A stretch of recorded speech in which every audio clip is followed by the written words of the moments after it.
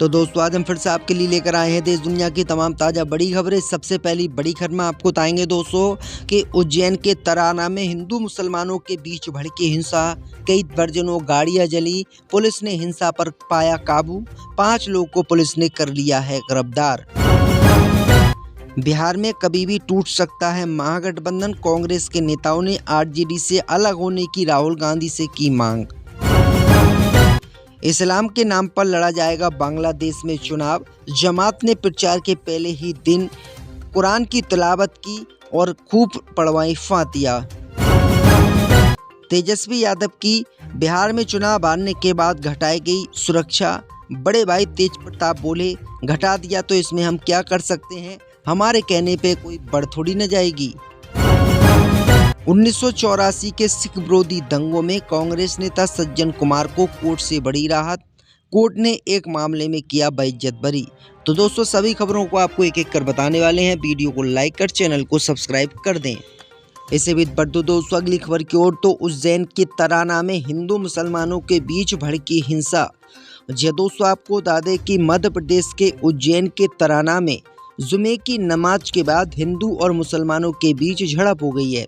दरअसल आपको बता दें दोस्तों कि 22 जनवरी की शाम बजरंग दल के कार्यकर्ताओं पर हमले के बाद अगले दिन कई घरों में हिंदूवादी संगठनों की तरफ से तोड़फोड़ की गई है।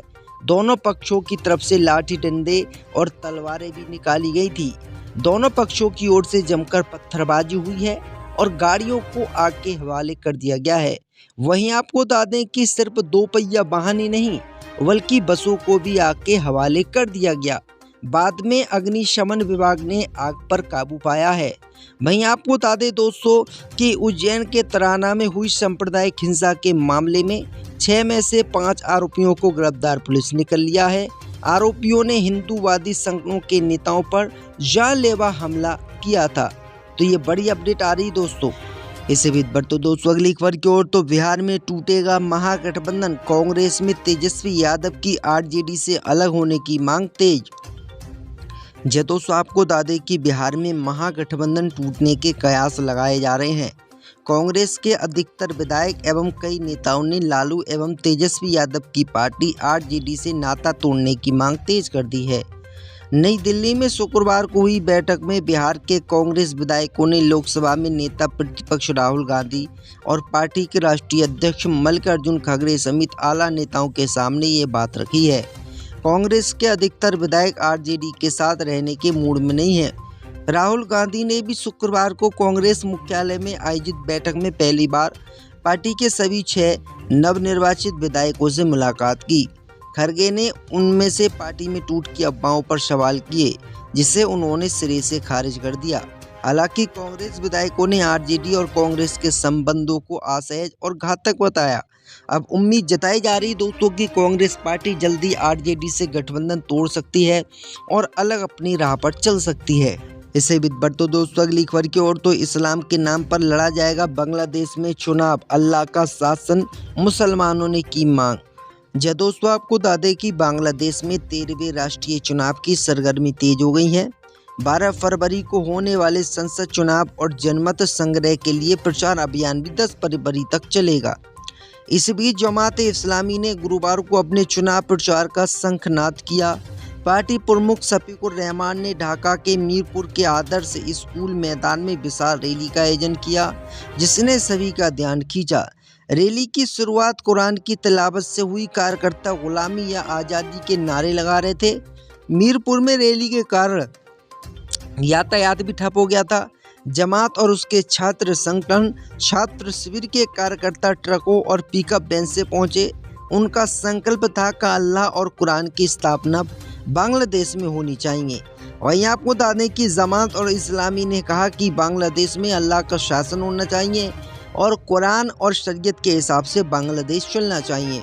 वहीं आपको बताएं दोस्तों कि अगर ऐसे ही हालात रहे तो वहां पर सरकार किसी भी व्यक्ति की बन सकती है, यानी इन लोगों की ही सरकार वहां पर बन सकती है। इसे भी बढ़ते दोस्तों अगली खबर की ओर। तो बिहार में आरजेडी के चुनाव हारने के बाद घटाई गई तेजस्वी यादव की सुरक्षा, बोल पड़े तेज प्रताप यादव। जी दोस्तों आपको बता दें कि बिहार में पूर्व डिप्टी सीएम तेजस्वी यादव को अब 22 श्रेणी की सुरक्षा मिलेगी। पहले उनको जेड सिक्योरिटी की सुरक्षा मिली हुई थी, यानी उनकी सुरक्षा को हटा दिया गया। इस पर उनके बड़े भाई और जनशक्ति जनता दल के अध्यक्ष तेज प्रताप यादव की भी प्रतिक्रिया सामने आई है। उन्होंने कहा है कि घटा दिया गया तो इसमें हम क्या कर सकते हैं, हमारे कहने से बढ़ थोड़ी जाएगा।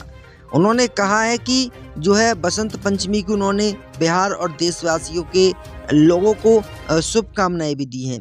वहीं आपको बता दें दोस्तों कि आरजेडी ने इस पर आपत्ति जताई है। आरजेडी ने कहा है कि इस तरीके से विपक्ष को दबाने की कोशिश की जा रही है और अगर जेड प्लस सिक्योरिटी थी उन पर तो बाई करने की क्या ज़रूरत थी। तो ये बड़ी अपडेट आ रही दोस्तों, क्योंकि आरजेडी चुनाव हार गई और इसी को लेकर दोस्तों अब जो है इनकी सुरक्षा कम की गई है। इसी बीच बढ़ते दोस्तों अगली खबर की ओर, तो 1984 सिख विरोधी दंगों में सज्जन कुमार को बड़ी राहत, कोर्ट ने किया बरी। दोस्तों आपको बता दें कि दिल्ली की राउज एवेन्यू कोर्ट ने सज्जन कुमार को 1984 के सिख विरोधी दंगों के दौरान दिल्ली के जनकपुरी विकासपुरी इलाकों में हुई हिंसा से जुड़े मामले में बरी कर दिया है। इस हिंसा की घटना में 2 लोगों की मौत हुई थी।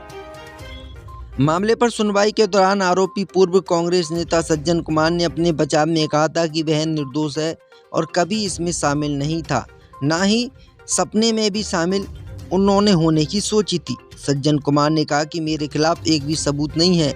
लंबे समय के बाद आज राउज एवेन्यू कोर्ट ने सज्जन कुमार को राहत दी। जब पूर्व कांग्रेस सांसद सज्जन कुमार को कोर्ट ने बताया कि उन्हें 1984 के सिख विरोधी दंगों के एक मामले में बरी कर दिया गया, तो सज्जन कुमार ने दोनों हाथ जोड़कर कोर्ट का शुक्रिया अदा किया। तो ये बड़ी अपडेट आ रही दोस्तों कि भले ही सज्जन कुमार को इस मामले में बरी कर दिया गया हो, लेकिन फिलहाल सज्जन कुमार को जेल में ही रहना होगा, क्योंकि सज्जन कुमार मल्होत्रा 1984 के सिख विरोधी दंगों से जुड़े 2 अलग अलग मामलों में पहले ही उम्र कैद की सजा पाए हुए हैं। वहीं आपको बता दें कि जमात और इस्लामी ने कहा कि बांग्लादेश में अल्लाह का शासन होना चाहिए और कुरान और शरीयत के हिसाब से बांग्लादेश चलना चाहिए। वहीं आपको बताएं दोस्तों कि अगर ऐसे ही हालात रहे तो वहां पर सरकार किसी भी व्यक्ति की बन सकती है, यानी इन लोगों की ही सरकार वहां पर बन सकती है। इसे बीच बढ़ते दोस्तों अगली खबर की ओर, तो बिहार में आरजेडी के चुनाव हारने के बाद घटाई गई तेजस्वी यादव की सुरक्षा, बोल पड़े तेज प्रताप यादव। दोस्तों आपको बता दें कि बिहार में पूर्व डिप्टी सीएम तेजस्वी यादव को अब 22 श्रेणी की सुरक्षा मिलेगी। पहले उनको जेड सिक्योरिटी की सुरक्षा मिली हुई थी, यानी उनकी सुरक्षा को हटा दिया गया। इस पर उनके बड़े भाई और जनशक्ति जनता दल के अध्यक्ष तेज प्रताप यादव की भी प्रतिक्रिया सामने आई है। उन्होंने कहा है कि घटा दिया गया तो इसमें हम क्या कर सकते हैं, हमारे कहने से बढ़ थोड़ी जाएगा। उन्होंने कहा है कि जो है बसंत पंचमी की उन्होंने बिहार और देशवासियों के लोगों को शुभकामनाएं भी दी हैं। वहीं आपको बता दें दोस्तों कि आरजेडी ने इस पर आपत्ति जताई है। आरजेडी ने कहा है कि इस तरीके से विपक्ष को दबाने की कोशिश की जा रही है और अगर जेड प्लस सिक्योरिटी थी उन पर तो बाई करने की क्या ज़रूरत थी। तो ये बड़ी अपडेट आ रही दोस्तों, क्योंकि आरजेडी चुनाव हार गई और इसी को लेकर दोस्तों अब जो है इनकी सुरक्षा कम की गई है। इसी बीच बढ़ते दोस्तों अगली खबर की ओर, तो 1984 सिख विरोधी दंगों में सज्जन कुमार को बड़ी राहत, कोर्ट ने किया बरी। दोस्तों आपको बता दें कि दिल्ली की राउज एवेन्यू कोर्ट ने सज्जन कुमार को 1984 के सिख विरोधी दंगों के दौरान दिल्ली के जनकपुरी विकासपुरी इलाकों में हुई हिंसा से जुड़े मामले में बरी कर दिया है। इस हिंसा की घटना में 2 लोगों की मौत हुई थी। मामले पर सुनवाई के दौरान आरोपी पूर्व कांग्रेस नेता सज्जन कुमार ने अपने बचाव में कहा था कि वह निर्दोष है और कभी इसमें शामिल नहीं था, ना ही सपने में भी शामिल उन्होंने होने की सोची थी। सज्जन कुमार ने कहा कि मेरे खिलाफ एक भी सबूत नहीं है। लंबे समय के बाद आज राउज एवेन्यू कोर्ट ने सज्जन कुमार को राहत दी। जब पूर्व कांग्रेस सांसद सज्जन कुमार को कोर्ट ने बताया कि उन्हें 1984 के सिख विरोधी दंगों के एक मामले में बरी कर दिया गया, तो सज्जन कुमार ने दोनों हाथ जोड़कर कोर्ट का शुक्रिया अदा किया। तो ये बड़ी अपडेट आ रही दोस्तों कि भले ही सज्जन कुमार को इस मामले में बरी कर दिया गया हो, लेकिन फिलहाल सज्जन कुमार को जेल में ही रहना होगा, क्योंकि सज्जन कुमार मल्होत्रा 1984 के सिख विरोधी दंगों से जुड़े 2 अलग अलग मामलों में पहले ही उम्र कैद की सजा पाए हुए हैं।